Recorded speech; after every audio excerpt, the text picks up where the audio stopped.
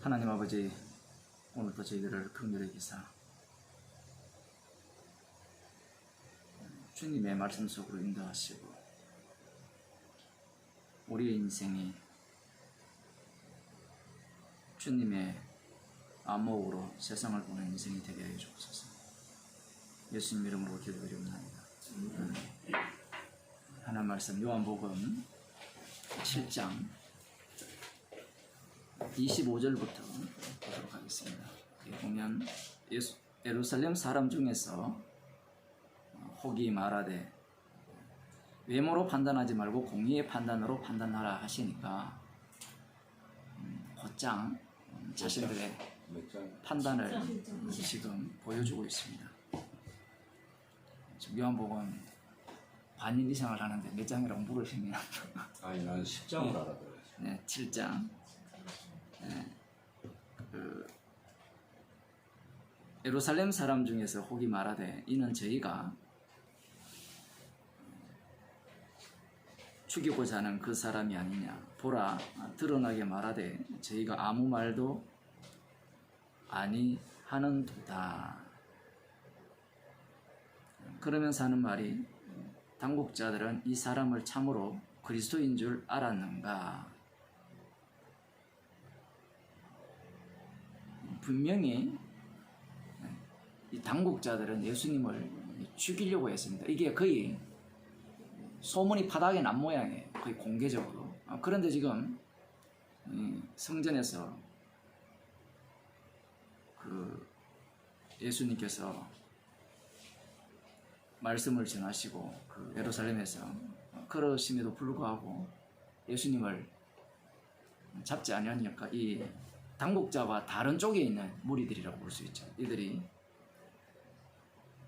왜 잡지 않지? 저 사람이 참 그리스도인 줄로 그렇게 알았는가? 비아냥대는 겁니다. 비꼬는 거예요. 만일 실제로 이 당국자들이 예수님을 그리스도라고 알더라도 그것도 비아냥대는 거고. 왜냐하면 자기들은 이런 이야기를 하죠. 그러나 우리는 이 사람이 어디서 왔는지 아노라. 그리스도께서 오실 때에는 어디서 오시는지 아는 자가 없으리라. 그리스도, 메시아, 이 메시아를 다니엘 7장에 나오는 인자 이렇게 연결시키고 있어요. 그래서 이 미가서에 나오는 유대 땅 베들레헴 그곳에서 태어난 이스라엘의 목자 그것과 지금 이 무리들은 달리 생각하고 있는 겁니다. 만일에 메시아라면 그리스도라면 다르게 표현하면 이 세상에 오실 왕을 기다리고 있으니까 그 왕이라면 세상을 통치할 왕이라면 우리가 아는 곳에서 태어난 사람은 아니어야 한다는 게 이스라엘 백성 가운데 한 부분을 차지하고 있는 사상이죠. 성경에 보면 유대인들의 사고방식이 여러 종류가 나와요. 여러 종류가 나오니까 우리들은 여러 종류를 나누어서 이야기하고 싶은데 그건 우리 생각이고 주님 쪽에서는 모두가 첫째 아담 안에 있기 때문에 그 한 사람의 생각이 모두의 생각으로 보세요. 달리 말하면 환경을 바꿔버리면 이 바리새인의 생각이 사두개인이 되고요. 사두개인의 생각이 열심당이 되고요. 열심당이 SM파가 되는 거예요. 경건파가 되는 거예요. 그러한 어떤 모습을 지금 이들이 한 부분을 보여주고 있는 겁니다. 그리고 자기들은 메시아는 만일에 예수가 메시아라면 어디서 왔는지 몰라야 된다는 거예요. 자기들은 알고 있죠. 요셉의 아들, 엄마는 마리아. 그 동생들까지도 알고 있는 거예요. 옛날이나 지금이나 마찬가지죠.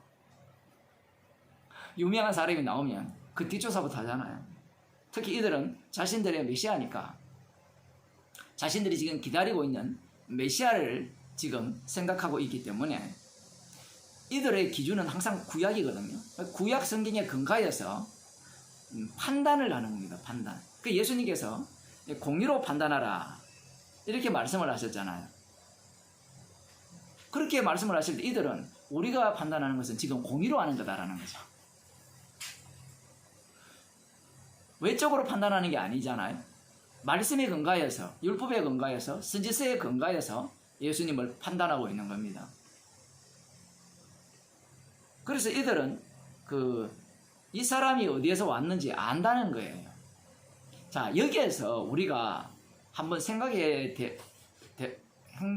볼 부분은 이런 겁니다. 왜 이런 말을 할까요?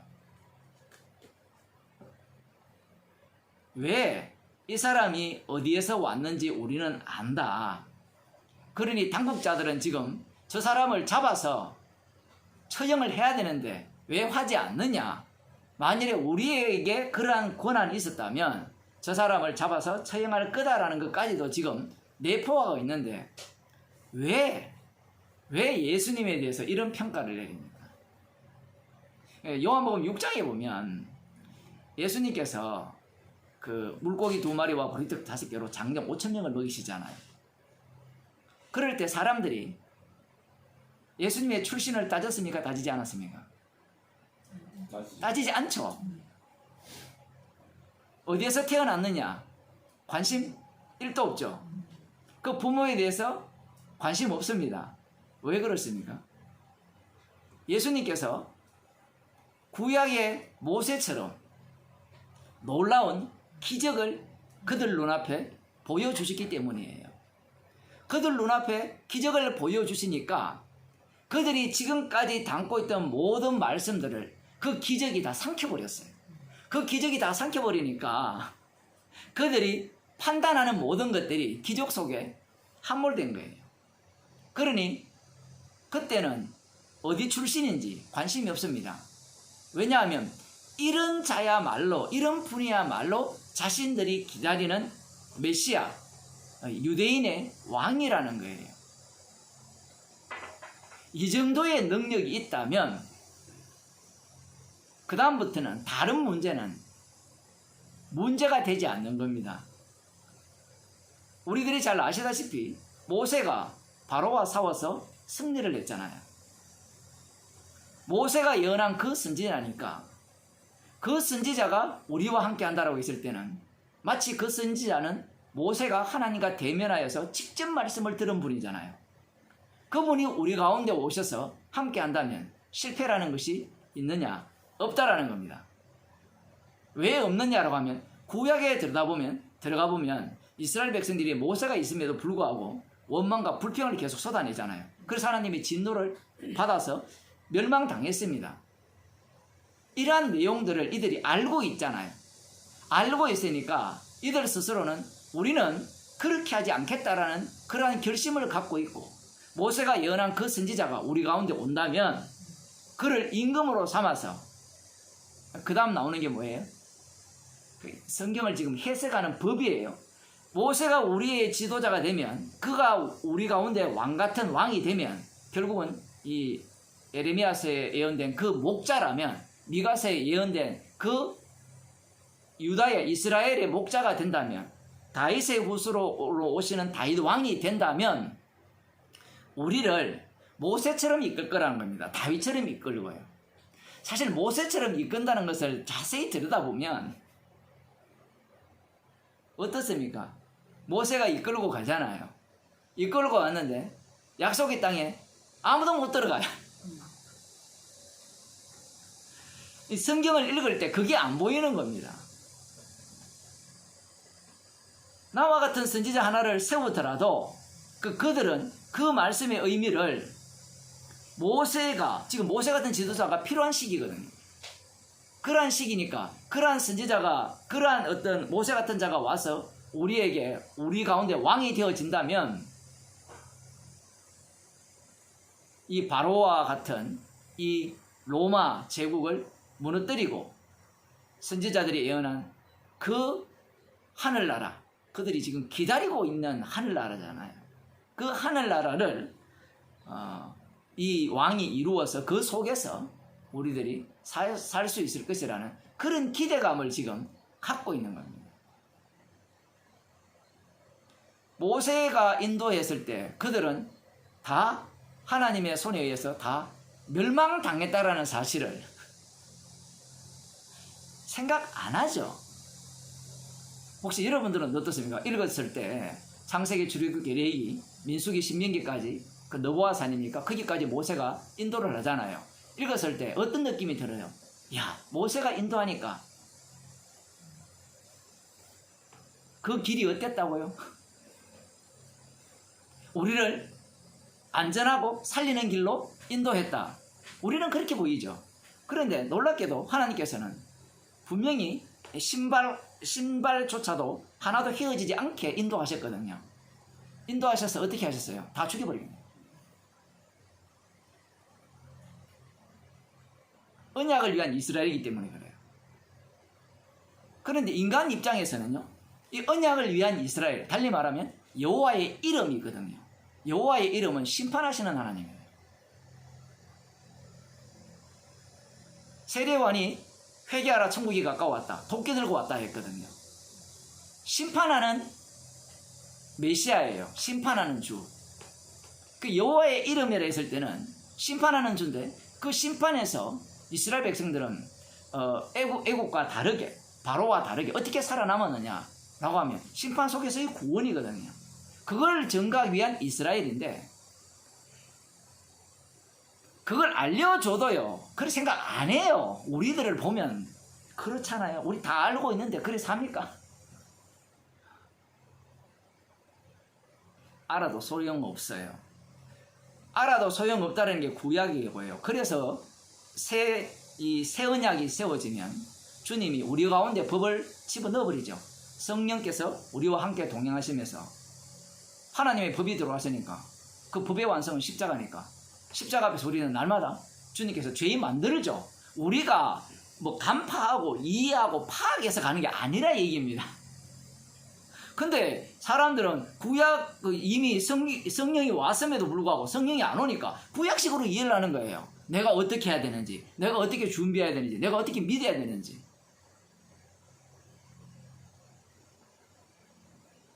이 유대인들이 예수님을 볼 때 그 예수님께서 물고기 2마리와 보리 5개로 장정 5,000명을 먹이시니까, 야, 이때는 모든 말씀들조차도 의미가 없어요. 원래 말씀의 조건에 의하면 이들의 말대로 무작정 임금 삼으려 해서 안 돼요. 가계조사가 들어가야 되고 출신 성분이 어떻게 되고 말씀대로 왔는지를 따져야 되죠. 그러면 제가 지금 이 얘기를 하는 이유가 있습니다. 왜 따지냐냐 얘기예요. 그전에는 안 따졌는데 이제 와서 왜 따집니까? 부정하기 위함이죠. 내가 원하는 메시아가 아니라는 얘기입니다. 자기 마음에 들면 말씀을 안 따져요. 말씀을 그냥 다 그쪽으로 몰아넣습니다. 그런데 마음에 들지 않으니까 자기들의 기대하는 바대로 이 예수가 움직여 주지 않고, 또 하는 말씀을 들어보니까 자기들이 바라는 바를 들어주지 않는 것 같은 거예요. 그러니 그때부터 뭔가 수상해. 이제 그때는 어디를 갖고 오는가 하면 미가서를 갖고 오는 게 아니고 다니엘을 갖고 와서 그리스도는 어디에서 오는지 알지 못한다, 이걸 적용하고요. 마음에 들면 예수님이 어디서 태어났는지를 따져 들어가는 겁니다. 봐봐, 베들레헴에서 태어났잖아. 우리가 기다리는 메시아라는 거죠. 이러한 방식으로 보는 이유가 뭐냐 이겁니다. 지금 왜 그렇게 보느냐 이거죠. 말씀 자체가, 여호와 하나님 자체가, 그 약속 자체가 누구를 위해 있느냐라고 할 때는 자기들을 위해 있다라는 거예요. 입으로는 말로는 여호와를 위해 있다라고 말을 하지만, 여호와를 경외한다고 하지만 여호와 경외의 최종 목적은 자기 경외예요. 마치 이런 논리예요. 예수님이 주님인데 뭐 그런 얘기도 안 하죠. 니체 같은 사람은 조롱하잖아요. 하나님이 주잖아요. 그럼 우리는 종이잖아요. 그러면 주가 아무리 주행세해도 종이 없으면 주가 될 수 있어요, 없어요, 주인이?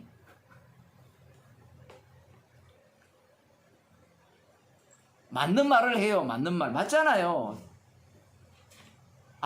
그 돌들로도 아브라함의 자손을 만든다는 걸 모르니까 그런 소리를 하는데, 그런데 누가 그걸 믿어요? 돌들로도 아브라함 자손 만든다는 걸 믿어요? 아마 우리 중에도 아무도 안 믿을 거예요. 내가 없으면 주의 일이 안 된다라고 사람들이 생각을 하잖아요. 내가 하지 아니하면.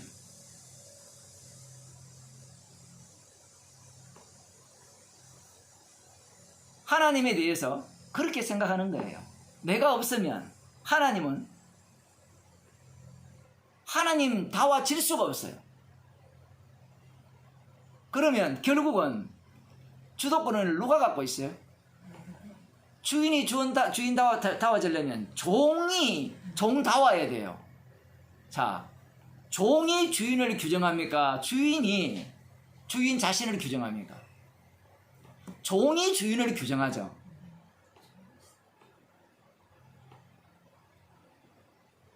이 철학 이야기인데, 이 철학 이야기가 아니라 지금 이 율법을 대하는 유대인들의 사고방식이에요. 율법 자체는 율법을 주신 분이 완성을 하시거든요. 그러면 율법을 주셨는데 율법을 우리가 안 지켜버리면 율법 자체가 어떻게 되죠? 무용지물이 되잖아요.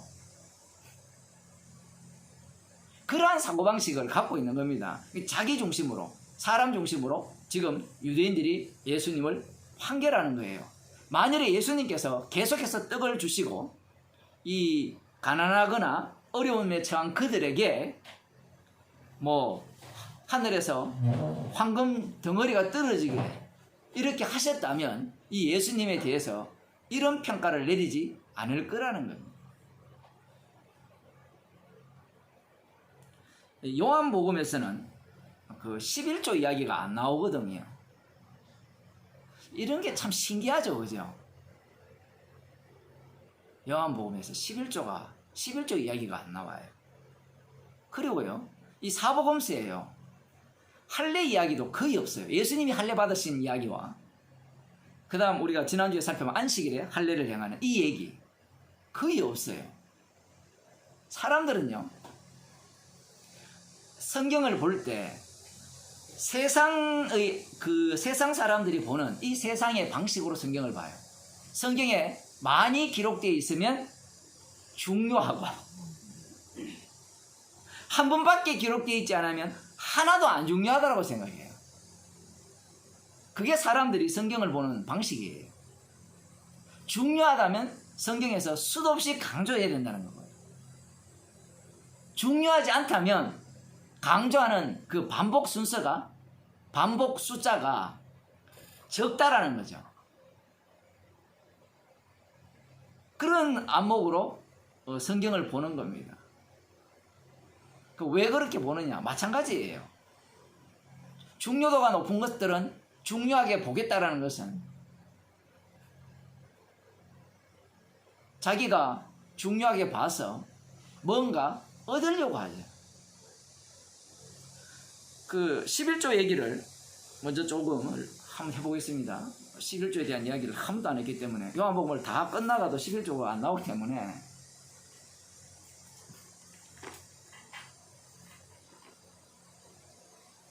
(11조를) 해야 됩니까? 말아야 됩니까? 해야죠. 야, 용감하게 말씀을 하시는데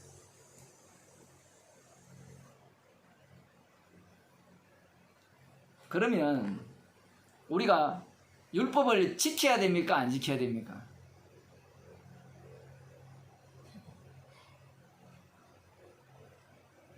어제 이제 말씀을 이렇게 나누면서 예수님께서 누구든지 나를 따라오라거든 자기를 부인하고 자기 십자가를 지고 따라오라. 이 말씀의 의미가 무엇이냐? 이렇게 질문이 왔어요. 사람들은 이 말씀을 대할 때 어떻게 대하느냐라고 할 때는 그 말씀의 상대자가 나라고 생각해요. 나. 주어 자리에 나. 그럼 여기 지금 말씀을 듣는 여러분, 네가 너를 부인하고 예수님을 따르라. 이렇게 말씀을 들어요. 그렇게 해석을 하게 되면 불교가 됩니다. 자기 부인. 자기 부인의 극단까지 가면 자아를 부정하는 거예요. 자아를 없애버리는 거예요. 해탈. 이 예수님의 말씀은 누구에게 하시는 말씀입니까? 자기 백성에게 하시는 말씀이죠. 그럼 여기까지는 다 동의를 하죠. 그 자기 백성은 나라는 거예요. 나가 없는데 나라는 거예요. 나. 자기 백성은 예수 그리스도의 몸의 지체죠. 그럼 예수님 자신에게 하시는 말씀이에요. 성령을 준 자에게만 그 말씀을 그대로 뽑아내는 겁니다. 성령을 준 자에게만. 성령을 받지 못한 자에게는 그 말씀이 안 나와요. 안 나오면 어떻게 되는가 하면 그 말씀을 자기가 이루었다라는 거예요. 나는 죄인입니다. 나는 나를 부인합니다. 나는 날마다 나를 부인할 수밖에 없는 죄인입니다. 이래 들어가요. 그게 이제 김선수 목사님 그렇게 뭐 여러분 다 그렇게 살았잖아요. 예. 결정적인 그 기가 차이가. 말씀 자체를 해석을 할 때 이게 이제 흉내 내면 못 따라오는 거거든요. 흉내를 내면 어느 순간 가면 해석법이 완전히 뒤틀려 가지고 자기 중심으로 다시 돌아와 버려요. 이게 지금 이장훈 목사 다 그런 사람들이에요. 전부. 복음을 들어보면 맞거든요. 맞는데 그 사람들이 설교를 안 하면요, 그냥 평가만 하면요, 진짜 복음을 아는 사람이에요. 설교를 안 하면. 근데 설교는 그래도 그 사람들이 양심이 있으니까 본문을 계속 읽어 나가잖아요. 읽어 나가면 말씀이 자기들의 본색을 드러내거든요. 물론 드러났다가 돌아오면 감사한데, 말씀에 의해서 우리가 완전히 뒤집어져야 되는데, 어제는 전복당한 이렇게 표현을 쓰는데, 날마다 뒤집어지는 게 아니라 말씀을 자기가 갖고 있는 신학 체계로 들어가니까 말씀에 의해서 자기가 날아가지가 않는 거예요. 말씀을 갖고 자기가 더욱더 견고해지는 겁니다. 바람에 나는 겨와 같다. 이게 가라지잖아요. 사실 우리는 바람에 나는 겨와 같아야 되거든요. 알곡이 되려고 하잖아요. 맞아요. 안개와 같은 자가 돼야 되는데 우리는 안개와 같은 자 되기가 싫어요.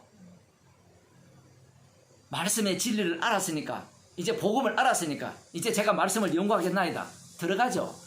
주님께서 택한 백성이라면 들어가자 말자 완전히 박살납니다. 이건 완전히 맨 땅에 헤딩 정도 헤딩을 하는 게 아니라 완전히 강철에 헤딩을 하는 거예요. 말씀 자체가. 말씀을 우리가 풀어낼 수 있습니까?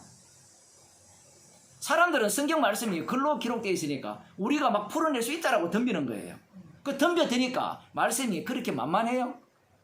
같은 부류들만 있으면, 성령 받지 않는 사람들이 있으면, 그런 사람들이 있으면 다 동의를 하죠. 그런 사람들만 있으면. 야, 잘 푼다. 진짜 말씀대로 푸네요. 근데 그 중에 누가 있어요? 성령 받은 사람이 있거든요. 그 사람이 보기에는 그 모습 자체가 육이거든요. 지금 예수님이 계시죠. 영이신 예수님이 계시잖아요. 예수님 주변에 유대인들이 가득 깔려 있습니다. 그들은 말씀 중심으로 살아가죠. 말씀 중심으로 살아가는 그들 입장에서 자기들의 안목은 틀리지 않다라는 게 그들의 입장입니다. 율법은 어떻게 해야 되느냐? 지켜야 된다는 게 그들의 입장이에요. 율법은. 그럼 목사님, 율법 안 지키면 어떻게 됩니까? 질문 자체가 잘못되었죠. 죄인이, 마귀의 종이 율법을 들을 마음이 있나요? 다른 동네에 사는데 율법은 영의 말씀이고 육은 육이잖아요. 그러면 영의 말씀이 육에게 전달을 하면 육이 그 말을 알아들어요? 못 알아들어요? 못 알아듣죠. 어제 제가 그런 얘기를 했는데, 강아지한테 너 교통질서 지켜, 알아들어요? 그런데 인간들은 자기가 선악과를 먹고 난 뒤에 하나님처럼 되었거든요. 하나님처럼 되었으니까 지금 이 율법 자체가 우리를 짐승 취급하는 율법인데, 자기를 하나님처럼 대우한다고 생각해요. 하나님 형상을 닮은 자. 여호와 하나님께서 바로와 애굽의 군대를 몰살할 때 그들을 짐승 취급했잖아요.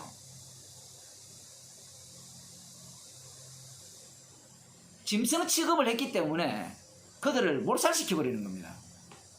가나안 땅을 하나님께서 점령하라고 하실 때 그들을 완전히 절멸하라, 진멸하라고 하셨어요. 아이 뵌 여자도 상관없이 금방 태어난 하루치도 다 죽이라 했습니다. 왜 그러냐 할 때는 인간이 아니라는 거예요.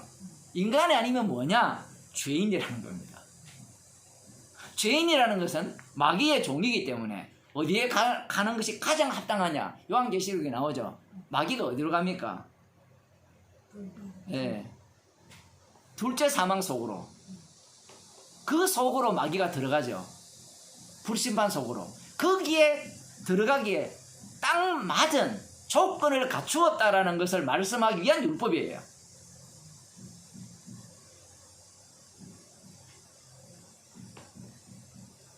물론 구약 이스라엘 백성들은 모르죠. 그럼 몰라서 그러니까 지옥 갑니까? 지옥 가는 이 얘기를 우리가 못해요. 그들은 보여주는 역할을 담당했기 때문에. 지옥 가는 자가 누가 가느냐를 보여주고 누가 천국 가는 자를 보여주고 그 과정을 통해서 여호와의 이름이 어떠한가를, 언약의 내용이 어떠한가를 증거하는 증인들이에요.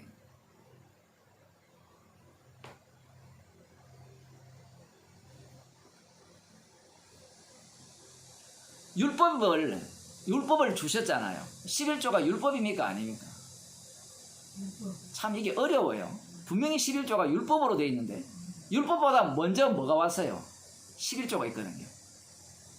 지난주에 우리가 살펴본 게 할례가 먼저입니까? 모세율법이 먼저입니까? 할례가 먼저죠.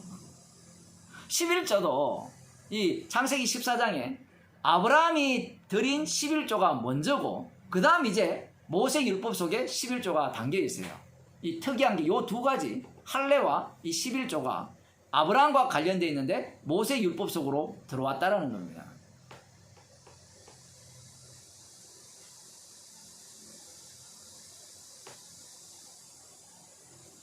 아까 전에 그런 질문을 드렸는데 우리가 율법을 지킬 수 있습니까? 11조를 해야 됩니까? 라고 할 때 해야 됩니다라는 자체가 어떤 의미를 갖고 있어요? 말씀 자체를 우리가 들어야 된다, 순종해야 된다는 뜻으로 대답을 하셨는데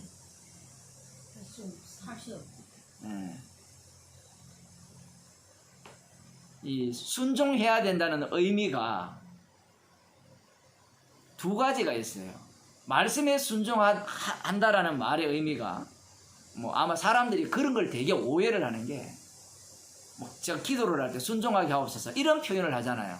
그럼 이걸 어떻게 해석하는가 하면 유대교식으로 해석을 해요. 말씀대로 살아서 순종해서 지키게 하옵소서 이렇게 들어가요. 뭐 그렇게 들어가면 방법이 없습니다. 순종한다는 말의 의미가 십자가 속으로 합류당한다는 거거든요. 그래 목사님 그렇게 표현하면 되잖아요. 그렇게 표현해도 못 알아들어요. 무슨 말인지. 십자가로 합류하는 게 순종하는 거다 이래 생각하니까 모든 게 11조를 지금 창세기 14장을 한번 보겠습니다. 이게 이 11조를 유대인들이 어떻게 해석하는가. 자, 거꾸로 갑시다. 먼저 신약 성경에 누가복음 11장 42절을 한번 봅시다. 네, 누가복음 11장 42절.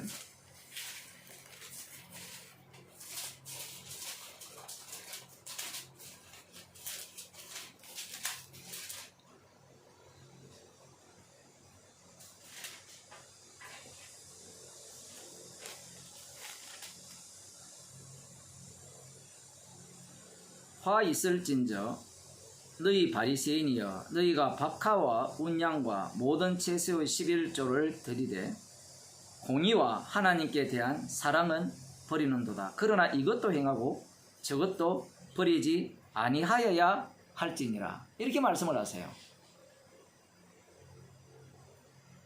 즉 이 말씀을 들어보면 사람들은 이걸 어떻게 해석하는가 하면 11조는 해야 되는데 예수님 말씀이 그거잖아요. 공의와 하나님 사랑은 버리면 안 된다는 거예요. 그 버리면 안 된다니 공의와 하나님 사랑을 담아서 11조를 하라고 지금 말씀하고 계시죠. 그런데 지금은 요즘 세대는 이런 해석도 안 먹혀요. 예수님의 말씀은 분명히 11조도 하고 할 때 박하와 운양과 모든 채소의 11조라는 것은 자기에게 들어오는 어떤 것조차도 11조로 드린다는 얘기입니다. 그만큼 율법을 철저하게 준수한다는 거예요. 그것이 지금 그 바리새인들의 삶의 모습인데 예수님의 말씀은 거기에서 한 걸음 더 나아가서 그것 갖고는 부족하다라는 거예요. 그래서 이 공의와 사랑이죠. 공의와 사랑을 버렸다라고 하니까 공의와 사랑을 합쳐서 11조를 드리라는 식으로 이 본문이 보여집니다. 그렇게 읽혀져요. 뭐 달리 해석할 수도 있는데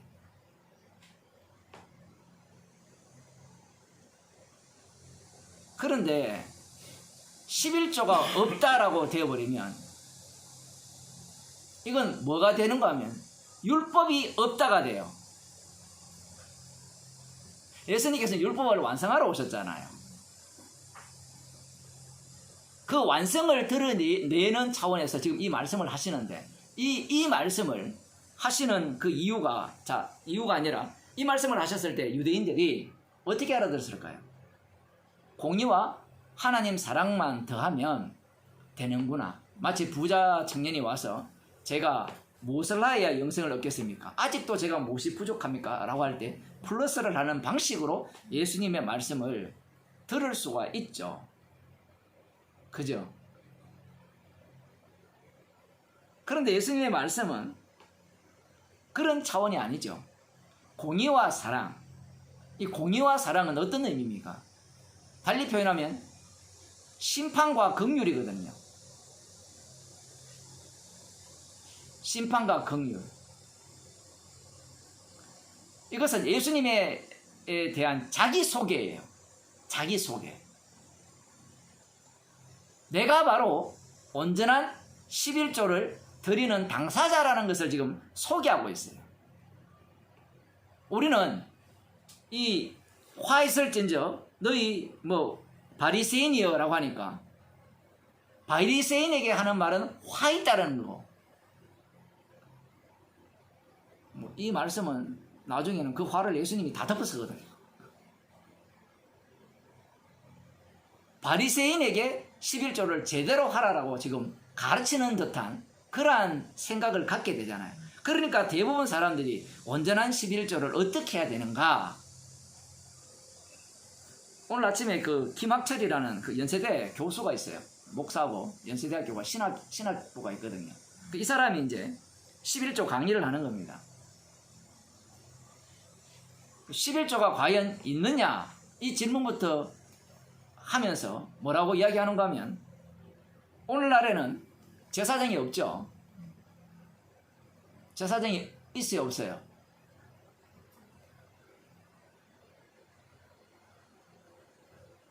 성전이 있어요, 없어요?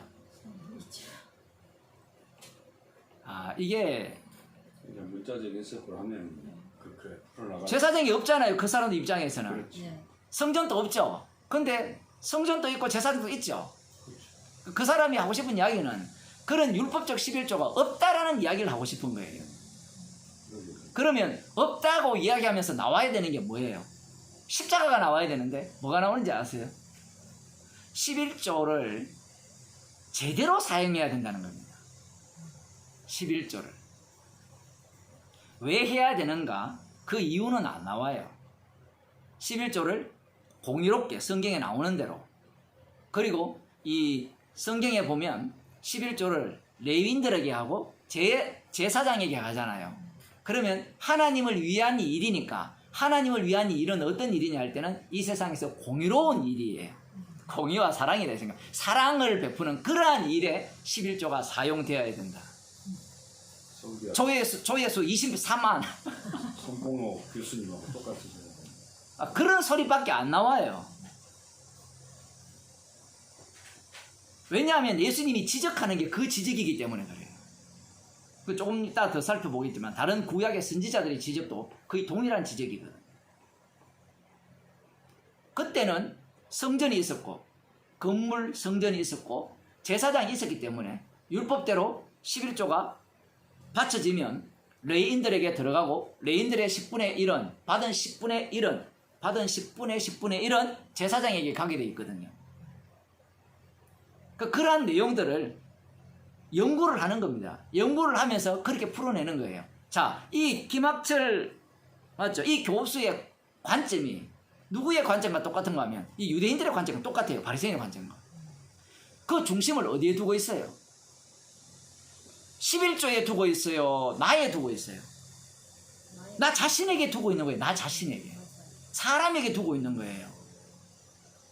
그러니까 말씀 자체가 말씀을 위한 말씀으로 봐야 되는데 율법을 위한 말씀으로 봐야 되는데 율법 자체가 누구를 위한 율법으로 보는 겁니다. 자기를 위한 인간을 위한 율법으로 보는 거예요.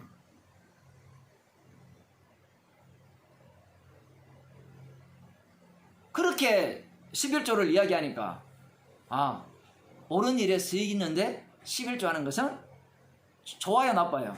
좋죠. 그러면서 뭘 깝니까? 기존 교회를 까죠. 그 11조가 교회로 들어가서 목사들 사례로 이렇게 지불되고 그 다음 뭐예요? 교회 건축하는데 지불되니까 요거 그런 말은 안 해요. 그런 말하면 조회수 100으로 떨어집니다. 물론 그거 해서 또 올릴 수도 있는데 그걸 이제 공격하는 거예요. 11조를 제대로 된 용도로 써야 된다. 11조는 나쁘지 않다는 거예요.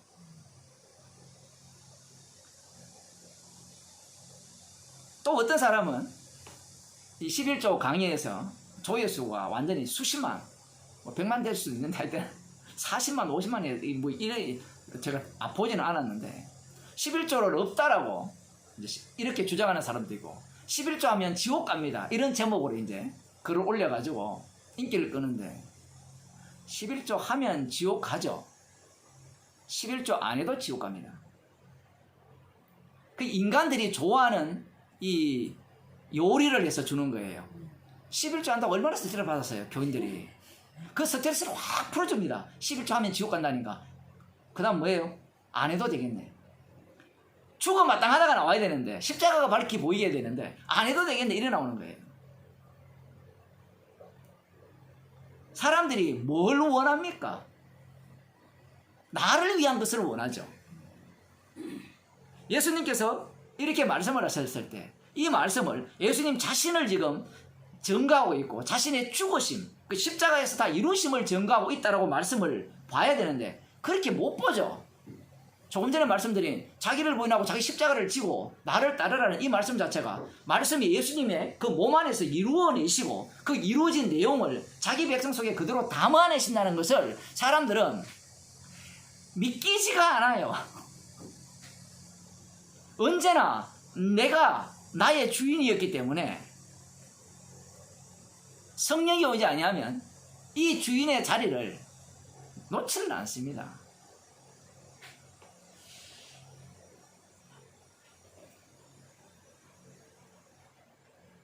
문자적으로 풀어보면 바리새인들은 완벽한 11조를 했고 그러면 그들에게 인터뷰해 봅시다. 공의와 사랑을 버렸다라고 질문을 하면 버렸다고 할까요? 안 합니다, 여러분.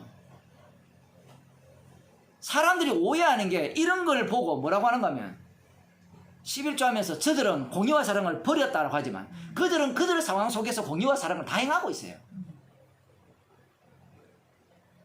여러분 교인 중에 11조 하는 분들이 있죠? 물어보세요. 11조 하는 사람들한테 진심으로 합니까? 거짓으로 합니까? 진심으로 한다니까요. 물론 어떤 사람은 복 받으려고 하는 사람도 있어요. 그런 사람들 이야기하지 말고요. 지금 바리새인을 이야기해 보자는 겁니다. 복 받으려고 하는 게 아니죠. 물론 마지막 자리는 복인데 이들이 지금 진심으로 하나님의 사랑을 담아서 하나님을 향한 사랑을 진심으로 담았고 그 11조만 합니까? 나중에 이웃을 사랑하잖아요. 율법을 다 지켰다는 것은 이웃을 사랑하는 거거든요.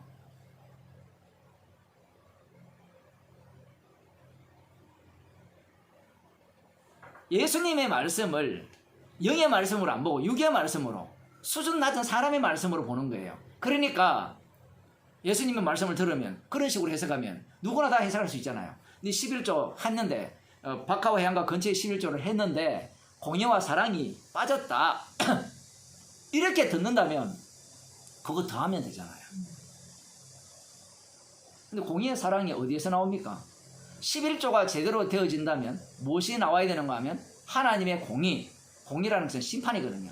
심판과 하나님의 사랑이 나오게 돼 있어요. 갑자기 뛰어넘어서 어려운데 11조가 제대로 되어진다는 것은 하나님의 심판성이 제대로 작동이 된다는 거고 제대로 하나님의 사랑이 작동이 된다는 거예요.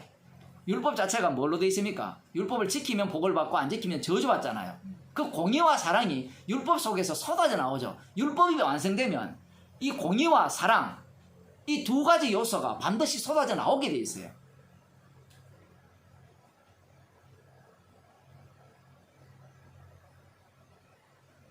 그런데 이들은 그 공의와 사랑이 주님의 공의와 사랑은 주님의 공의와 사랑이죠. 주님이 판결하시고 주님이 심판하시고 주님이 긍휼히 계시잖아요. 자기가 공의롭다, 자기가 그 긍휼히 여긴다 이 얘기가 아니에요. 주님이 판결하신 그 내용을 듬뿍 담았고 주님이 긍휼히 여겨주신 것이 듬뿍 담겼다라는 이런 차원에서의 11조예요.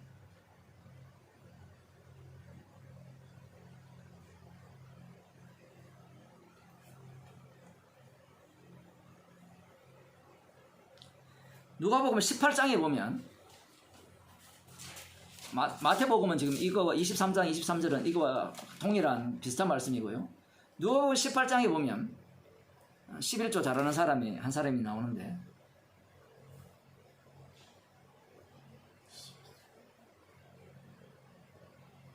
12장이에요.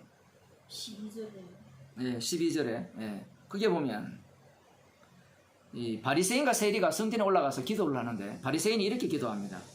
하나님이여 나는 다른 사람들 곧 토색, 불의, 간음을 하는 자들과 같지 아니하고 안 한다는 거거든요. 이 세리와도 같지 아니함을 감사하나이다. 항상 감사해요. 항상 감사.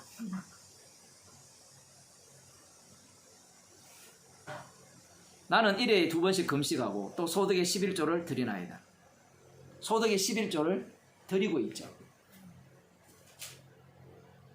소득의 11조를 드렸기 때문에 나는 당당하다라는 주장을 하는 거예요. 지금 이 바리새인이. 그렇다면 바리새인은 11조를 어떻게 인식하고 있어요? 율법을. 11조, 율법, 모든 것들을 어떻게 인식하고 있어요? 율법을 행하면 나는 당당하다라고 생각하는 거예요. 과연 율법의 의미가 그러냐 이 얘기입니다. 지금. 그래서 이 창세기 14장으로 한번 구약으로 다시 가서 한번 봅시다.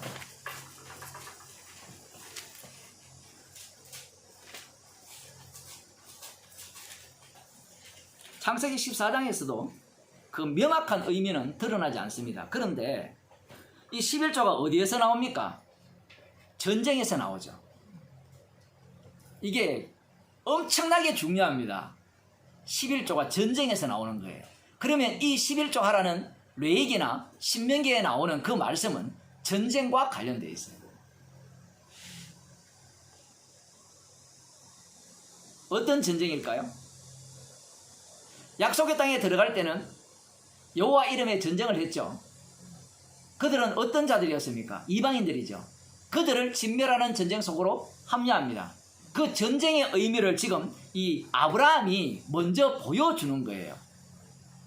이 창세기 14장을 보면 하나님께서 주시고자 하시는 이 땅, 약속의 땅이죠. 그게 지금 15장에서 말씀되어지고 있어요. 그런데 지금 롯이 사로잡힌 이 일 때문에 아브라함이 이 약속의 땅을 거의 이 종단을 합니다. 종단. 거의 그 지금 아브라함이 사는 곳이 여부스 지역입니까? 그 지역이거든요. 마므레라는 그 숲을, 그 예루살렘 그 아래쪽 이 지역인데 여기에서 어디까지 올라가는가 하면 그 이스라엘 북쪽 그 단 있죠, 단. 이스라엘 북쪽의 가장 위쪽 그 위를 지나서까지 전쟁을 하러 올라가요. 미리 하나님께서 이후에 아브라함의 자손들이 할 전쟁을 앞당겨 보여주는 겁니다. 어떻게 이 땅을 점령하느냐, 어떻게 승리를 하는가, 그 이유를 보여주는 거예요. 그래서 이 롯을 구출해서 돌아오잖아요. 그게 보면 17절 아브라함이 그돌라 오멜과 그와 함께한 왕들을 파하고 돌아올 때에 소돔 왕이 사회 골짜기 곧 왕국에 나와 그를 영접하였고 살렘 왕 멜기세덱이 떡과 포도주를 가지고 나왔으니 그는 지극히 높으신 하나님의 제사장이었더라. 갑자기 출몰을 했어요. 살렘 왕이라고 하니까 예루살렘에서 계속해서 왕도로 됐지 않느냐, 이런 예상을 할 수 있지만 히브리서에 보면 족보도 없고 아무것도 없어요. 그러면 이 살렘은 최종적으로 예루살렘의 왕이 누가 되실까를 보여주는 제사장이죠. 이게 나중에는 이런 겁니다. 결론부터 말씀드리면 예루살렘 왕은요 제사장이에요.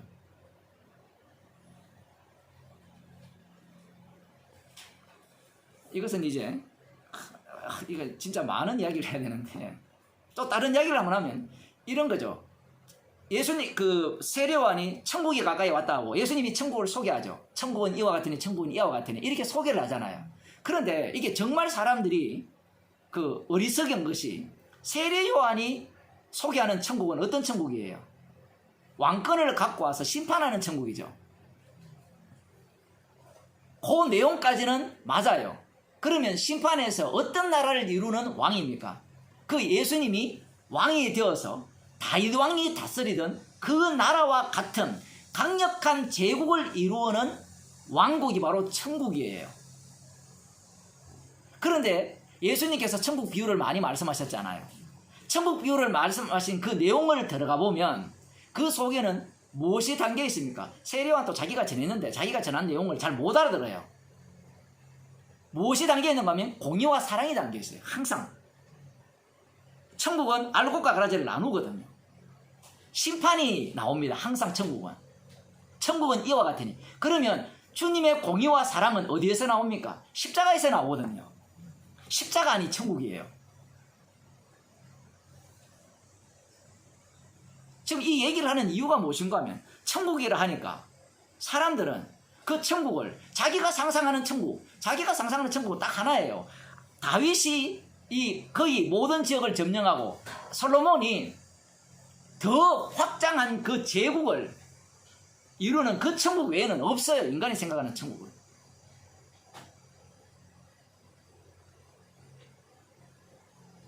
제가 아침에 또 하나 더 이 유튜브를 봤는데 그 이름이 정동수 목사라고 무슨 침례교회인데 조금 유명해요. 이 사람이 천년왕국을 쫙 설명하는 거예요. 천년왕국을. 그 천년왕국의 핵심이 뭔가 하면요, 우리가 왕노릇 한다는 거고 십자가 이야기가 하나도 안 나와요. 거기에는 십자가 이야기 안 나오고 천년왕국을 왜 만들었고 그리고 주님께서 그 다니엘 선지자를 통해서 71회로 왜 그렇게 만드셨느냐 하면서 다 풀어내요. 풀어내면서 예수님이 오시고 그래서 그림을 그리는데 봉우리 3개를 딱 그려가지고 구약의 인물들이 볼 때 우리 이미 올레드 나데 다 배우셨잖아요. 안 배웠습니까 목사님? 다 배웠잖아요. 그 멀리서 보면 다 안 보여요. 그 봉우리 3개를 딱 그려놓고 봉우리 안에 담겨있는 게 이쪽은 교회고 이쪽은 천년왕국이라는 거예요. 마지막에 보이는 게 그 요한계시록 새하늘과 새 땅, 그건 보이고 근데 이쪽에서 보면 잘 안 보이는 거예요. 이 겹쳐져 있으니까 예수님의 초림에서 이렇게 겹쳐져 있으니까 이들은 초림 때 이게 이루어질 거라고 생각했다는 거예요. 그거 다 배우는 이야기입니다. 그거 뭐 공부 좀 하면 다 배우는 이야기예요. 그래서 핵심은 그거예요. 그 십자가를 경유해서 마지막에 새하늘과 새 땅이 간다는 게 핵심이에요. 누가? 내가. 유대교에서 하나도 안 벗어났어요. 해석법 자체가. 천국이 나를 위한 천국이에요. 눈물 없고 슬픔 없고 이렇게 이야기를 하니까 나를 위한 천국이에요.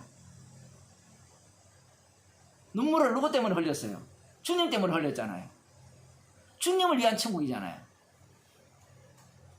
눈물 없고 슬픔 없다 이렇게 이야기하면 다시는 그 눈물을 닦아준다 할 때 닦을 눈물이 있어야 될 거 아니에요. 지금 천국에서는. 복음과 함께 고난을 받는다는 얘기거든요. 그 사람이 해석하는 법도 마찬가지입니다. 이런 거예요. 이 에덴 동산, 그 이사야서 65장에도 나오고, 뭐 11장에도 나오고, 천국은 어떤 곳이냐라고 하면, 이 생명이 아주 길어요. 마치 창세기, 그 초창기 노아우스 이전에 초식 생활을 할 때, 우리는 그 풀만 먹을 때, 그 육류를 안 먹을 때, 그 시절의 수명이 얼마나 길었습니까? 그래서 천중왕 왕국 때는 그 시절로 돌아가서 어린 양이 송아지가 뛰놀고 독사골에 애가 손을 넣어도 물리지 않고, 그리고 나이가 뭐 몇백 살을 먹어도 나무만큼 오래 산다.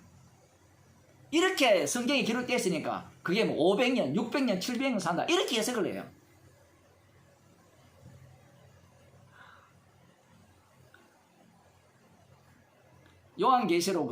요한계시록은 이 주님의 나라를, 천국을, 그 십자가 안을 구약적 언어를 갖고 설명해 놨거든요.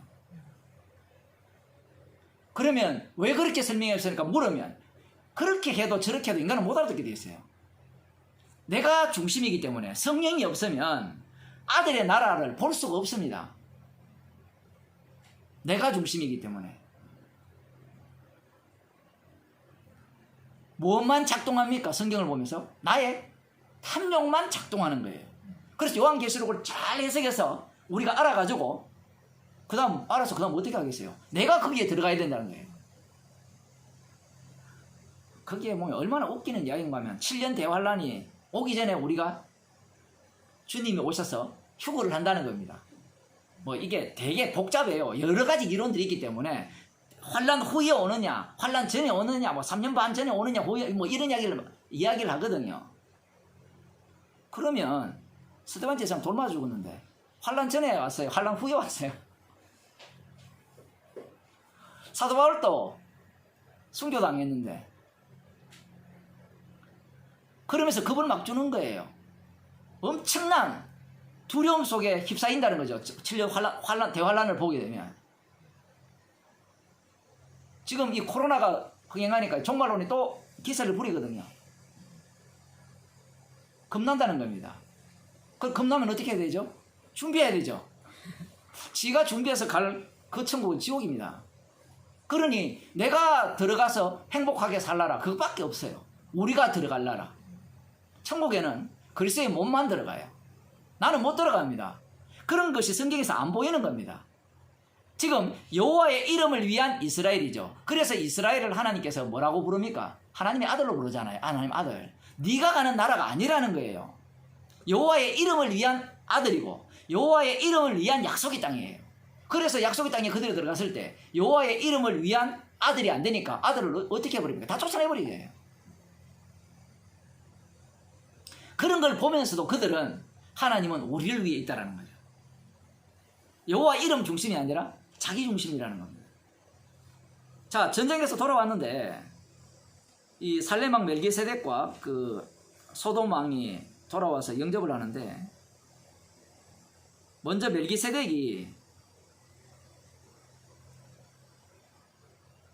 이렇게 이야기하죠. 그가 아브라함에게 축복하여 가로되 천지의 주제시여 지극히 높으신 하나님이여 아브라함에게 보호를 주옵소서. 너희 대적을 네 손에 붙이신 지극히 높으신 하나님을 찬송할지로다. 제가 이 본문을 볼 때마다 아니 전쟁 가기 전에 이 축복을 해주시면 얼마나 좋습니까? 그죠? 그러면 이 전쟁은 여호와께서 나에게 붙이신 전쟁입니다. 믿습니다고 갈 거 아니에요. 미리 말씀하시던 나중에는 미리 말씀하시죠. 이스라엘 아브라함의 자손들이 약속의 땅에 들어갈 때는 미리 여호와의 사자가 앞장서 들어간다고 미리 말씀하세요. 이 전쟁은 여호와께서 붙이신 전쟁이라고 말씀하시고 들어가거든요. 이렇게 하나 저렇게 하나요. 같은 이야기예요.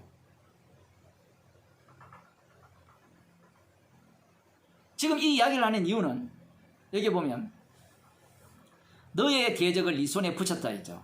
그러면 이 아브라함의 대적이 누구의 대적이라는 겁니까? 아브라함은 약속을 받은 하나님의 백성이죠. 하나님의 사람이죠. 그럼 아브라함의 대적이 곧 여호와 하나님의 대적이에요. 그 대적을 아브라함 손에 붙였다는 것은 이 대적과 누가 싸웠다는 거예요? 여호와 하나님께서 싸우셨다는 거예요. 그러면 어떤 식으로 싸웠느냐? 칼과 능력으로 싸웠느냐? 이제 그게 이제 관건이거든요. 분명히 칼과 능력으로 싸웠죠. 근데 여기에서 318명을 강조하는 것은 동맹군도 있지만 그 상대가 막강하잖아요.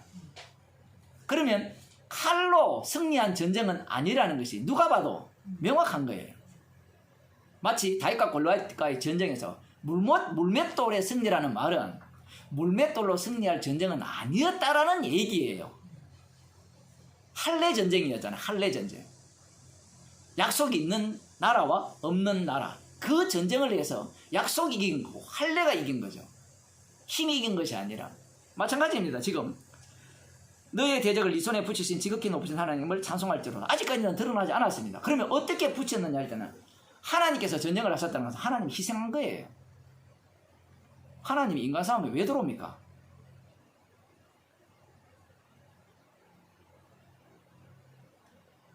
자, 이렇게 되니까 이제 아브라함이 그 얻은 것에서 10분의 1을 멜기세덱에게 주었더라. 자, 여기에서 10분의 1이 나옵니다. 10분의 1을 드렸다라는 것은 여호와께서 대적을 붙였다라는 의미가 담겨 있죠. 10분의 1이. 그죠? 붙였다가 담겨 있는데 그 속에는 또 다른 의미가 또 담겨 있습니다. 어떤 의미냐? 11조로 승리했다는 것도 담겨 있고요. 하나 더 들어가면 11조 속에 자기의 죽음이 담깁니다. 나중에 이삭이 죽거든요. 목사님 소설 쓰지 마세요. 이렇게 이야기하면 뒤에 다 나와요. 율법서에 다 나옵니다. 그 내용이.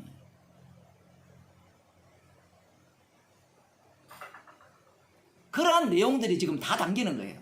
그러면 하나님의 희생으로 전쟁을 승리하는데 하나님만 희생하느냐라고 하면 아니에요. 자기도 희생을 해야 돼요. 이 전쟁의 승리는. 왜냐하면 이 전쟁 자체가 승리를 위한 전쟁이 아니라 11조를 위한 전쟁이기 때문에 그래요. 희생을 보여주기 위한 전쟁이에요. 결론부터 말씀드리면 예수님께서 십자가를 완성하셨잖아요. 그 십자가를 보여주기 위한 전쟁입니다. 그러면 십자가로 승리하신 이후에 일어나는 모든 일들은 십자가를 위한 일이잖아요. 십자가를 전가하기 위한 일. 자꾸 사람들은 십자가를 경유해서 그 다음 어디로 갑니까? 나를 위해서 십자가에 지셨다. 이렇게 가잖아요. 이 전쟁과 마찬가지입니다. 11조를 위한 전쟁인 거예요. 11조를 위한 전쟁. 이와 달리 그 소돔 왕은 이렇게 이야기하죠. 아주 인간적으로 이야기합니다. 고생했다고. 그래서 사람들은 나에게 돌리고 나머지 재물은 당신이 가져라. 이렇게 말하는 것은 전쟁의 싸움을 이 그돌라 오멜이죠. 이쪽 그돌라 오멜과 그 연합군들과의 싸움을 어떤 싸움으로 보느냐라고 할 때는 힘의 싸움, 이 땅의 싸움으로 보는 거예요. 마치 이 소돔 왕의 모습을 여리고성을 전투를 할 때, 여리고성을 무너뜨릴 때 거기에서 한 인물이 등장하죠. 아간. 그 아간이 갖고 있는 사고방식이 이 소돔 왕의 사고방식이에요. 그 전쟁은 누구의 힘이다, 누구의 능력이다, 자신들의 능력이 거기에 플러스되어 있다는 거예요. 돌고 무너지고 자기들이 그 땅에 갈 수 있었던 것은 무엇이 앞장섰습니까? 언약궤가 앞장섰죠. 언약궤가 앞장섰다는 것은 희생 제물 때문에 자기들이 전쟁에서 승리했다는 겁니다. 왜 희생 제물 때문에 전쟁에서 승리합니까? 여호와 이름을 심판하시는 하나님이잖아요. 그 심판 속에서 그들은 희생 제물로 인해서 살아남았고 저들은 희생 제물이 없기 때문에 멸망당한 거거든요. 그러면 이 전쟁은 누구의 승리냐? 언약궤의 승리, 희생 제물의 승리가 돼요. 자기들이 한 게 없어요. 근데 눈에 뻔히 보이게 자기들이 가서 이 잔불을 다 껐거든요. 큰 불은 하나님이 시키는 대로 해서 껐지만 마지막에 자기들이 가서 잔불을 다 정리하니까 잔불을 누가 했습니까? 라니까 내가 했습니다. 이래 나오는 거예요. 아는 게 그것밖에 없어요. 지금 소돔왕이 그런 식으로 이 전쟁을 이해하는 겁니다. 근데 하나님께서 보시는 이 전쟁은 아브라함을 통해서 보여주는 이 전쟁은 어떤 전쟁으로 보느냐라고 할 때는 아브라함에게 약속한 그 나라를 이루기 위한 전쟁, 그 전쟁이 어떤 식으로 전개될 건가를 보여주는 전쟁이에요. 요 전쟁의 모습을 고스란히 누가 그대로 갖고 가느냐 할 때는 이스라엘 백성들이 여호수아를 앞장세워서 약속을 땅을 점령을 할 때 요걸 그대로 갖고 가는 겁니다. 그대로 갖고 가서 전쟁을 해서 승리를 하죠. 자, 그러면 11조 속에 무슨 의미가 그렇게 많이 담겼느냐?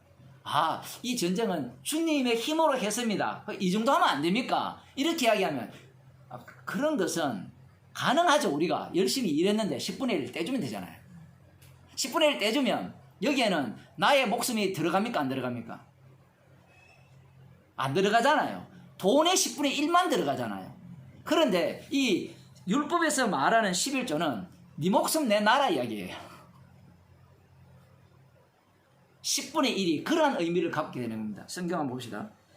신명기 14장 26절.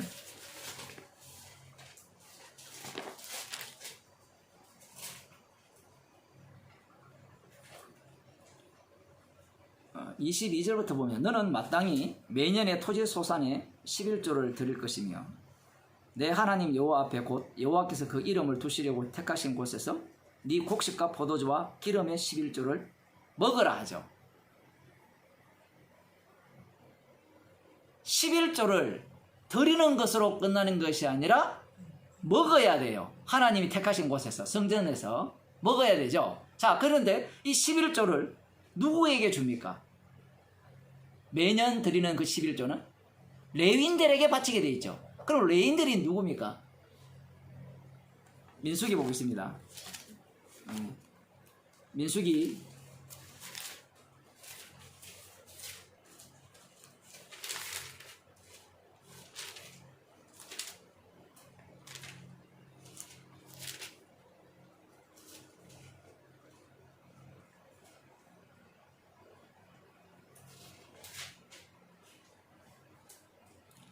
'이 인구수를 세면서 레인은 빼버립니다. 그 레인들은 빼버리고 이 레인들은 군사 속에 안 들어가요. 아예 군사 속에 안 들어가고 레인들은 이 군사를 규정하는 자가 돼요. 이 독특한데 이 군사들은 어떤 군사들인가를 규정하는 자들이 레인들이에요. 민수기 3장 44절 여호와께서 모세에게 일러 가라사대 이스라엘 자손 중 모든 처음 난 자의 대신, 그러니까 모든 처음 난 자 대신 장자죠. 장자 대신에 레인을 체하라는 겁니다. 짝을 맞추는 거예요. 장자는 그 가족을 다 대표하니까 그 짝을 맞추어 나가는 겁니다. 그들의 가축 대신에 레인의 가축을 취하라. 장자 대신에 레인, 그들의 가축 대신에 레인의 가축, 짝을 맞추는 거예요. 그러면 이들은 어떤 기능을 하느냐 이 얘기입니다. 레인들은 레인은 내 것이라 나는 여호와니라. 레인은 여호와 하나님 거라는 거죠. 하나님 거니까 어떤 의미냐 들어가 봅시다. 이스라엘 자손의 처음 난 자가 레인보다 273인이 더한즉 그 죄를 속하기 위하여 죄를 속하기 위하여 매명에 5세겔씩 취하되 성소의 세겔대로 취하라. 한 세겔은 20개라라. 그 더한 자의 속전을 아론과 그 아들들에게 줄지니라. 속죄물이에요. 누가? 레인들이. 그러면 이 레위인들은 군사 속에 안 들어가면서 군사들을 규정하고 있죠. 이들은 죄를 속함을 받은 자, 달리 말하면 심판을 통과한 자예요. 심판을 통과한 자. 심판을 통과했으니까 하나님의 공의를 듬뿍 담은 자고 동시에 하나님의 긍휼을 듬뿍 담은 자예요. 그들이 레위인입니다. 자, 그들이 뭘 먹고 살아요? 11조를 먹고 살죠. 그러면 11조를 레인들이 먹고 그 레인들이 바친 11조를 제사장이 먹는다. 그 제사장까지 안 가도 나옵니다. 자, 그래서 11조를 레인들이 먹잖아요. 레인들이 뭐라 했습니까? 속죄물이라 했잖아요. 그러면 그들은 11조를 드린다는 것은 레인들의 속죄물을 통하여서 자기들이 심판 속에서 긍휼을 입었다라는 것을 고스란히 드러내는 게 11조예요. 농사 지어서 하나님이 우리에게 복을 주셨네요. 10분의 1을 드리겠습니다. 이 얘기가 아니라 레인들의 희생으로 우리가 하나님의 심판 속에서 살았다 이 얘기예요. 복 받았다 얘기를 하는 게 아니라 지금 농사를 잘 지었다 얘기를 하는 게 아니에요. 그런데 여기에서 머무는 게 아니라 그들의 11조를 자기들이 먹어요. 11조를 먹습니다. 어디에서? 성전 앞에서 하나님이 지정한 곳에서 먹음으로 말미암아 앞서서 11조를 누가 먹었어요? 레인들이 먹었죠. 레인들이 먹으면서 희생 제물이 되죠. 그러면 그들은 우리는 희생 제물이 아니죠. 이런 식으로 발표를 할 거 아니에요. 그래서 11조를 먹으라는 겁니다. 너희들도 동일하게 심판 속에서 긍휼을 입은 자인과 동시에 너희들도 어떤 인물들이다 모두가 다 속죄물이라 얘기해요. 이게 제사장 나라입니다. 제사장 나라.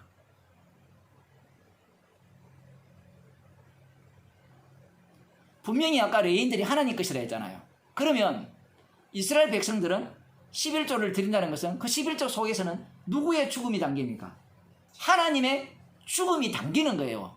하나님이 죽음이 담긴과 동시에 누구의 죽음이 그 속에 합류당합니까? 자기 자신의 죽음이 합류당하는 게 11조예요.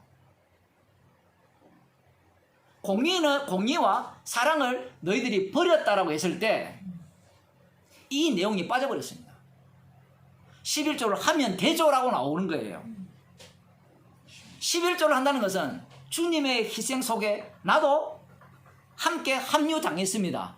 심판 속에 긍휼이 고스란히 담겨 있다면 주님 앞에 죄인이 되는데 율법은 가둬놨으니까 그렇게 갈 수가 없고 반드시 가둬진 인간들은 공의와 사랑을 빼버리게 돼 있죠.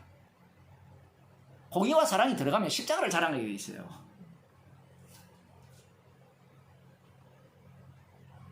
그러면 창세기 14장과 연결해 봅시다. 그러면 이 전쟁은 어떤 전쟁이 되죠? 11조라는 것은 전쟁에서 승리했을 때 바치는 11조였잖아요. 그러면 이들은 어떤 전쟁을 승리한 겁니까? 자기와의 전쟁에서 주께서 승리해 준 거예요. 자기가 자기를 이길 수 있습니까? 없습니까? 없죠. 없으니까 누가 승리해 줬다라는 이야기예요. 11조를 드린다는 것은 주께서 승리케 하셔서 어떻게 승리케 하셨습니까? 주님의 희생으로 그 당시에 희생 제물들이 있으니까 그 제물이 레인이고 제사장이잖아요. 그들의 희생으로 자기들이 승리케 되었다라는 것이 그 속에 함유되어 있고 동시에 나도 레인처럼 똑같이 희생 제물 속으로 합류당하면서 참 희생 제물을 증거하는 증인으로 주님이 자신들을 세웠다는 겁니다. 재밌는 것은 11조를 성경에 읽어보면 히스기야 때 11조 한번 제대로 합니다. 별로 하는 때가 없어요. 구약에 11조 잘했을 것 같죠? 여러분 그런 상상하잖아요. 요즘보다 더 못했어요. 사사기로 들어가 보면 여호수아를 앞장서서 약속의 땅에 들어갔잖아요. 11조가 어디 있습니까? 11조가 없으니까 그 에브라임 산지에 사는 레이 지파에 소속한 레이인이 떠돌이 생활을 하잖아요. 11조를 제대로 했다면 떠돌이 안 하죠. 거할 곳을 찾지 못해가지고 완전히 방랑객이 됩니다. 방랑객이. 누가 그 자리를 마련해 줍니까? 돈벌이가 된다고 생각하는 미가야 집안에서 우리 집에서 대제사장으로 되어서 우리를 위해 기도해달라. 바알도 좋고 아세라도 좋은데 여호와도 하나 더 모시는 거예요. 신은 많으면 많을수록 좋은 거예요. 그래서 신들이 가득한 겁니다. 이방 나라에는 종류가 많아요. 왜냐하면 몸을 건강케 해주는 신도 있어야 되고, 아궁이를 다스리는 신도 있어야 되고, 거기 가마솥을 다스리는 신도 있어야 되고, 그죠? 그 부엌에 들어갈 때 그 단을 넘는 신도 있어야 되고.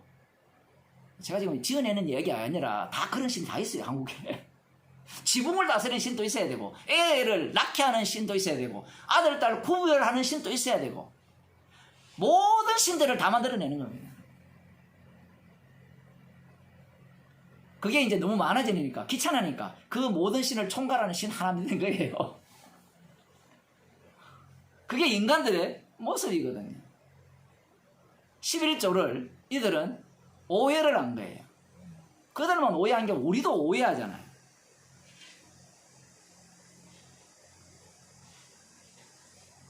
그러면 이 희생 제물이 되고 그 희생 제물 속에 합류당하게 하신 분 누구예요? 주님이죠. 십자가신 주님이잖아요. 11조는 예수님을 증거하고 있어요.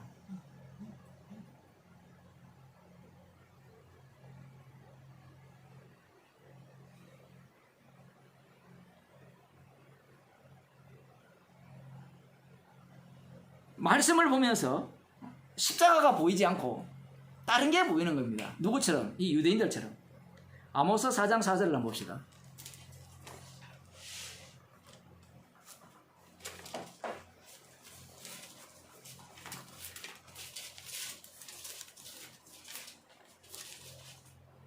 이 아모스 4장은, 아모스는 그 북이스라엘의 어떤 왕 시대면 여로보암 시대인데, 이 여로보암 2세거든요. 이 여로보암 2세 때, 이때 요나도 이때였거든요. 거의 활동할 때가 엄청나게 잘 살 때입니다. 완전히 거의 솔로몬 시대에 버금가는, 그 정도로 잘 나가는, 영토 확장도 되어 있고 부유하게 사는 시대예요. 그 신명기 말씀처럼 딱 맞아 떨어져요. 부유할 때 나를 버리고 우상을 섬긴다. 딱 그렇게 진행되는 겁니다. 자, 이 북이스라엘은 남쪽과 교류를 막아버렸죠. 왕이 예루살렘에 가게 되면, 거기에서 제사 드리면 그들의 마음이 남쪽으로 다 뺏길까 해서 이 첼 북단에 단, 그리고 아래쪽에 베델에 그 황금송아지를 만들어 놓고, 성경을 들여다보면 베델 쪽에 그 아마 성전을 만든 것 같아요. 하나님께 드리는 성전을 만들었고, 뭐 단 쪽에는 뭐 황금송아지만 놔뒀는지 그냥 간편하게 만들었는지 그건 알 수는 없어요. 어쨌든 제가 알기로는 잘 모르겠어요. 어쨌든 그런 상황인데, 그 4장 4절 봅시다. 너희는 베델에 가서 범죄하며 길갈에 가서 죄를 더하며. 이 베델이라는 곳은 그 야곱이 우리가 잘 아는 그 하란으로, 어디입니까? 삼촌 집으로 내려갈 때 경유한 하나님의 계시를 받은 장소죠. 돌베개 베고 잔 그 지역입니다. 그 베델, 조상들이 뭔가 유명하다라는 곳은 다 산당을 만들어버립니다. 똑같잖아요. 용하다고. 사람들이 대통령 생각 그러면 방문을 하죠. 왜 방문합니까? 우리는 궁금해서 방문을 하는데 그들은 키를 받기 위해서 방문을 하죠. 그런 거 아시죠? 그죠? 그런 게 있잖아요. 저 나무를 만지면 복 받는다. 만지고, 절간에 가면 요거는 꼭 만져야 축복받는다. 라마교입니까? 라마교는 돌리잖아요. 돌려. 맞아요. 이거 돌리는 거. 돌리기 싫으니까 요즘 어떻게 돌려요? 전자기로 돌리잖아요. 그 건전지 넣어가지고. 몰라요? 건전지 넣고 돌려버리잖아요. 그럼 복 받는 거예요, 돌리면. 이 베델과 길갈에 가서 죄를 더한다라는 겁니다. 자기들 나름대로는 뭘 하는가 하면요, 제사 지리는 거예요. 말씀대로 사는 겁니다. 아침마다 너희 희생을, 3일마다 너희 11조를 드린다. 와, 정말 놀랍죠? 이 상번제를 드리는 겁니다. 자기들 나름대로 하나님을 경외하는 거예요. 이 드리는 자체를 지금 문제 삼는 게 아니에요. 이 선지자들이. 왜 엉터리로 드리니? 이런 걸 문제 삼지 않습니다. 여기에 보면 아침마다 희생을 드리고 3일마다 너희 11조를 드리며 3일마다 11조를 왜 드리느냐는 겁니다. 왜 드릴까요? 복 받으려고 하는 겁니다. 간단합니다. 다른 이유가 없어요. 왜냐하면 아침마다 번제를 드리면 재산이 많이 들잖아요. 돈이 많이 들어요. 여러분 그거 간단한 게 아니에요. 교회 올 때마다 여러분이 헌금한다 생각해 보세요. 목사들이 그래서 1,000번제 드립시다 해가지고 예? 하루에 1,000원씩 해도 1,000번제가 얼마입니까 그 돈이? 1,000원 곱하기 1,000원 하면 얼마예요? 10만 평만 1,000만 원 하면 1,000만 원. 머리가 잘 돌아가야 돼요. 이 사람들이 이 정도로 희생을 하고 헌신을 하는 이유는 간단합니다. 잘 먹고 잘 살기 위해서요. 나를 위한 거예요. 11조가 누구를 위해서 지금 드리느냐 할 때는 이게 재밌는 겁니다. 이 다른 쪽에서는 11조를 거의 언급 안 하거든요. 성경에 보면 히스기야 때 11조 드렸다. 성경에 보면 몇 군데 안 나와요. 나중에 이 바벨론 포로로 갔다가 돌아왔을 때 느헤미야 그 시대에 다시 11조를 바치거든요. 나머지에서는 거의 언급도 안 해요. 안식일에 대해서는 언급을 많이 하는데 이 여기에서 언급된다는 것은 이들이 3일마다 11조를 드렸어요. 대단하지 않습니까? 3일마다. 이런 걸 좀 봐야 1,000번째 드리자는 게 얼마나 이 우상숭배인지 알 건데 읽어도 깨닫지 못하니까 그럼 이들이 왜 3일마다 11조를 드리겠습니까? 드렸을 때 복을 받았거든요. 복을 받았어요. 복을 못 받았으면 11조 안 드립니다. 방금 말씀드렸잖아요. 이 여로보암 시대에 가장 잘 살았다고요.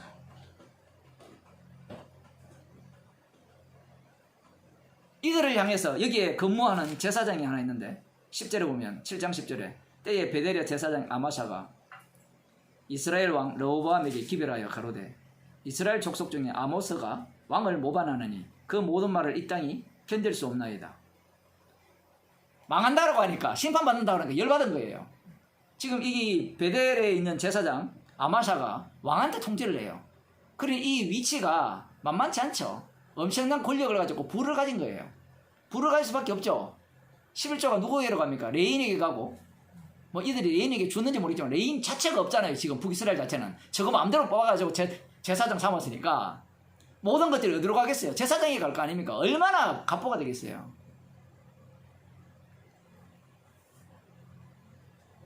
아모스의 말이 왜 기분 나쁩니까? 이 나라를 망한다고 하니까 이거는 모반이라는 거예요. 모반. 죽여버리라 이 얘기죠. 저런 인간은. 이 내용을 들여다볼 때 왜 11조를 하고 받는지 그 이유를 알 수 있습니다. 자기를 위한 거죠. 앞서서 신명기에 나오는 그 11조의 의미가 이들에게는 하나도 없어요. 아브라함이 바쳤던 그 11조의 의미가 하나도 없어요. 뭐 우리들도 몰랐잖아요. 11조 뭐 없다라는 이런 얘기만 알지 죽어야 된다는 이야기 안 하잖아요. 예수님이 11조라는 것은 들어보셨잖아요. 그러면 그 11조 속에 우리가 합류된다는 것은 안 듣잖아요. 이용해 먹으려고 하잖아요. 그 내용이 구약에 고스란히 담겨 있어요. 그래서 아브라함이 어떻게 합니까? 11조 바쳤죠. 바치면 끝납니까? 지 아들 바쳐야 돼요. 이삭을 바쳐야 돼요. 사랑하는 아들을. 자기의 죽음이 당기지 아니하면 이 공의와 사랑은 나올 수가 없죠. 야곱도 그래서 어떻게 됩니까? 야곱이 죽고 이스라엘이 살아나는 겁니다. 그 속에 뭐가 담겼어요? 공의와 사랑이 고스란히 담긴 게 야곱을 이스라엘로 만든 그 내용이에요. 그 내용을 출애굽으로 바꿔주시고 그 내용을 약속의 땅에 들어갔을 때 11조라는 그 제도죠. 표현을 하자면 그걸 갖고 율법으로 그들에게 고스란히 그 속에 넣어줍니다. 넣어주는데 그들이 그렇게 할까요? 돈 아까워서 안 합니다. 예를 들어 이런 것은 해요. 흉년이 엄청 들었어요. 엄청 들어서 월급을 100원 받았어요. 지금 100원 좀 무서우니까 한 10,000원 받았자 칩시다, 한국 돈으로. 그러면 1,000원은 11조 합니다. 그런데 풍년이 들었어요. 연봉이 10억이 되었어요. 1억 하겠어요? 1억 하겠어요? 그렇게 하는 사람이 있긴 있어요. 워낙 돈이 많으니까, 사기칠 게 많으니까. 근데 안 합니다, 사람들은.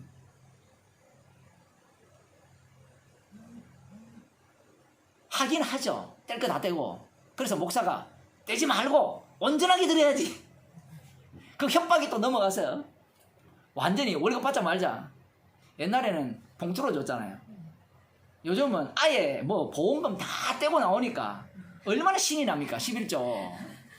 내가 받은 어떤 사람은 또 그거 세금 나온 거 원래 원액 있잖아. 원액에 11조 하는 사람도 있어요. 그렇게 하든 안 하든 모두가 다 나는 죽기 싫다라는 겁니다. 주님의 공의와 주님의 사랑 속으로 합류당하기 싫다라는 거예요. 말라기를 봅시다. 말라기 3장 8절.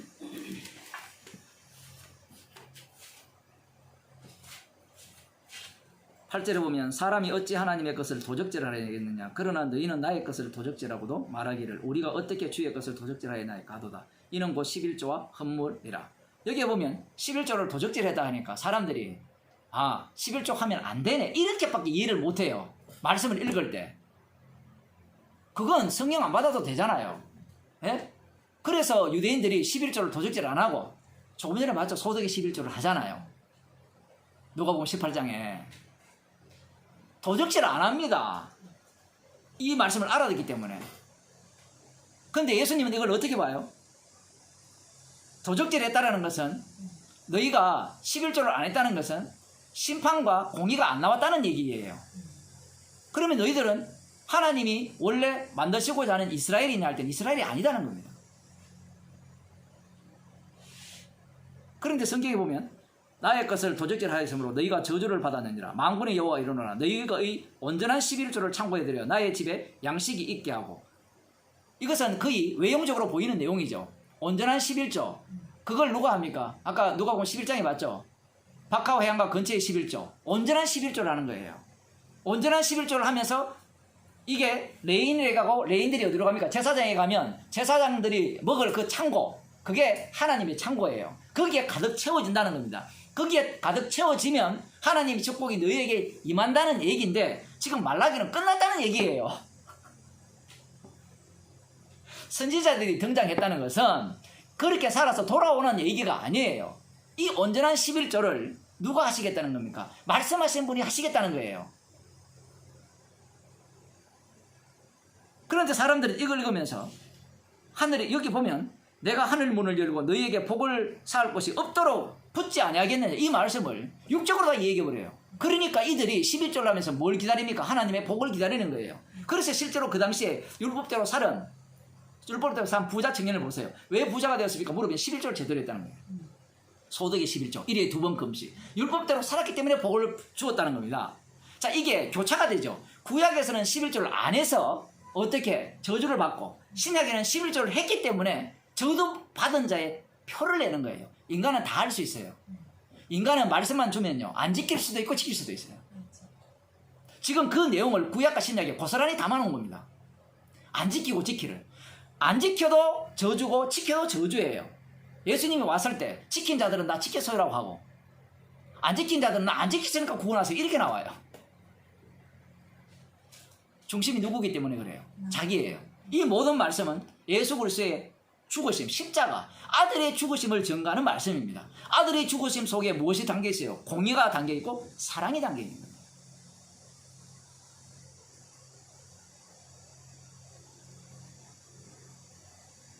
그러면 성도에게 모든 것들은 공의와 사랑이 나오는 내용들이 되겠죠.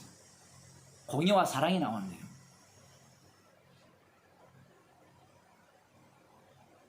어떤 봉사를 해도 어떤 섬김을 해도 뭐 연보를 해도 나오잖아요. 연보를 한번 보세요. 헌금을 어떻게 합니까? 봉사를 어떻게 합니까?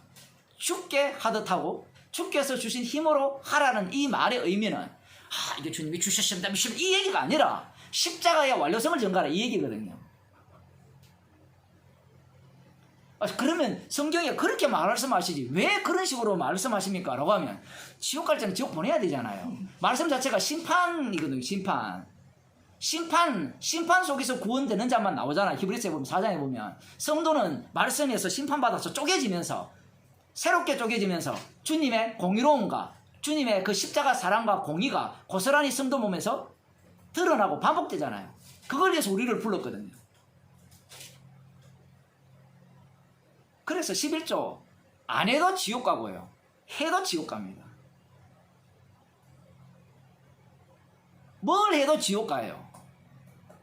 십자가 속에 11조 속에 살지 못한다면. 기도하겠습니다.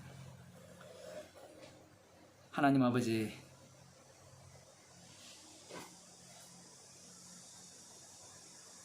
그리스도 안에 들어가지 못했기에 들어가려고 하는 자들의 발부동을 보게 됩니다. 나는 살아야 된다라고 외치면서 나를 위한 말씀 해석과 나를 위한 십자가로 생각하면서 모든 것들이 나로 시작하여서 나로 끝나는 그러한 죄인들을 포기하시고 그 속에 살고 있는 저희들을 구원하셔서 십자가로 출발하게 하시고 십자가로 살게 하시고 십자가로 마무리하게 하시는 그 은혜 속에 사는 그 은혜를 주심을 감사드립니다. 주님의 죽으심 속에 합류당하여서 주님의 죽으심만을 담대히 자랑하며 전가하는 주의 백성이 되어 없소서. 예수님 이름으로 기도드리옵나이다. 아멘. 감사합니다.